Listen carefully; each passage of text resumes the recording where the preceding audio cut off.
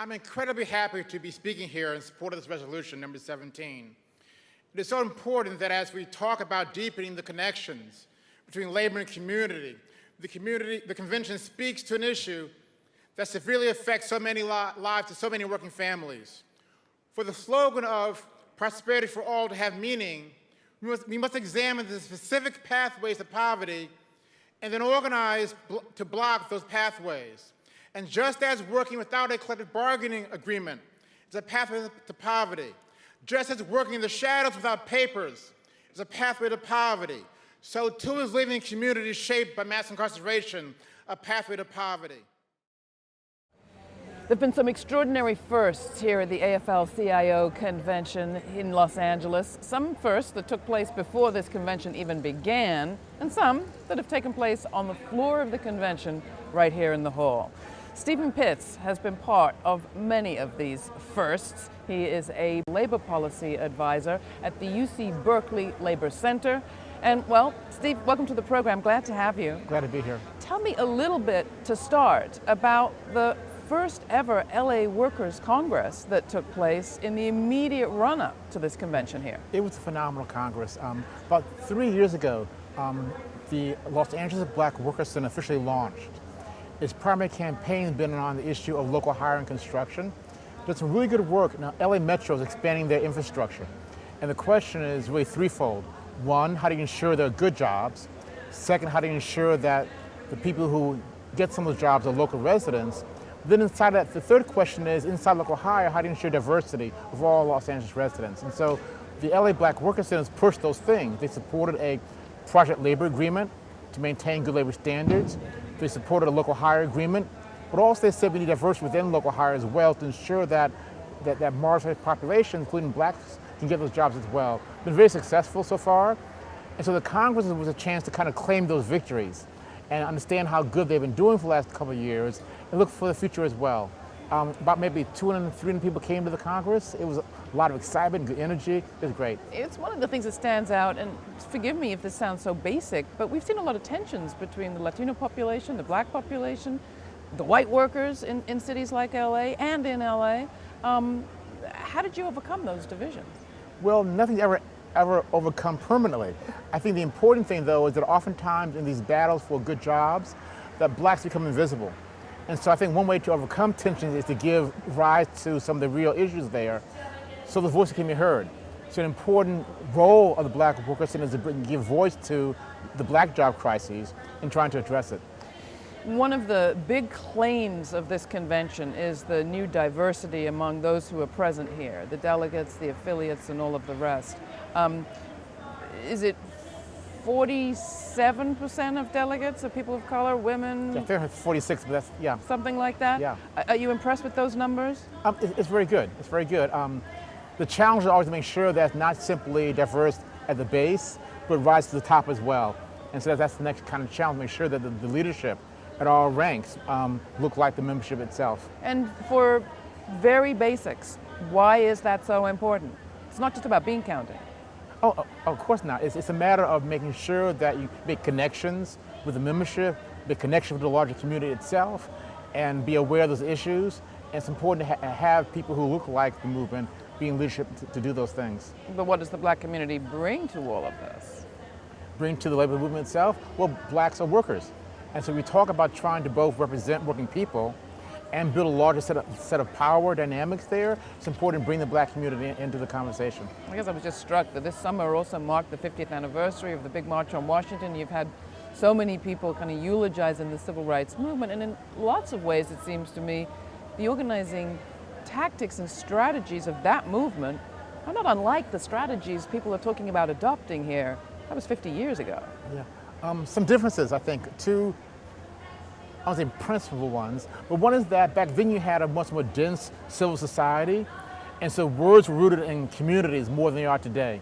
We see for a lot of reasons, we see way more dispersed communities, lose a connection between, say, labor and community groups in larger communities. There's one difference. Also, one thing I've always noticed that people don't talk about, but we speak a lot about April Randolph, and we talk about Bayard Reston, how he's a gay black man. They both were socialists. And so this idea that you had black socialists actively involved is not talked a lot about. that we should actually talk more about. Well, I'll talk more about it. But I think it's important because they brought a different sort of critique to the issue of the job crises. We saw that they saw structural issues there. We saw that given the nature of capitalism, that was the source of the problem around the black job crisis, along with racism as well. Yeah. And sometimes what's happened, we've untied those things.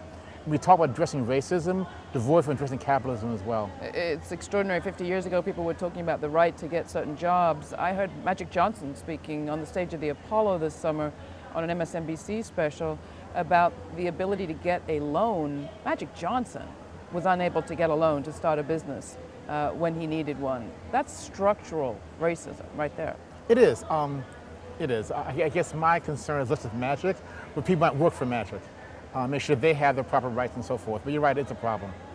So the other thing that's happened here at this convention has been this resolution on mass incarceration. How significant is that? It's incredibly important in two dimensions. First of all, you can't talk about an economy that works for all if you don't deal with the pathways to poverty. I think in many ways, if you think of immigration being a result of globalization, so is mass incarceration. Because just as globalization kind of devastated economies in the global south, mass incarceration has devastated urban areas. Yeah. And in response to devastation, the elite went towards mass incarceration. And so it's important to see the ties and trying to address that. It's super important. You mentioned the South. What are we learning from organizing in the South that's applicable to this broader picture? Because people there have been working under incredible duress for years. Well, it's been the global South and immigration being the case there. I mean, it is important to organize the South. Clearly very important for a long period of time. There's been a lack of union density there. A whole different sort of political economy is there. An important part of the growth in labor will come from organizing the South. What have we learned, though, from those people who've been managing to organize in right to work, so-called right to work states, right to work without a union states, and against incredible odds? I mean, the lesson is to dig deep roots. But you can't have some sort of surface air war. You've got to go deep into the communities, go deep into churches, community groups, and I mean, black colleges, and we bring from that strength, be successful in your organizing. Your friend of mine, Bill Fletcher, raised some concerns, author most recently of Labor Divided. He raised some concerns about mission creep for unions, around opening affiliate voting rights inside the AFL-CIO. Do you have any similar concerns about the expansion of unions? It's very important to expand relationships.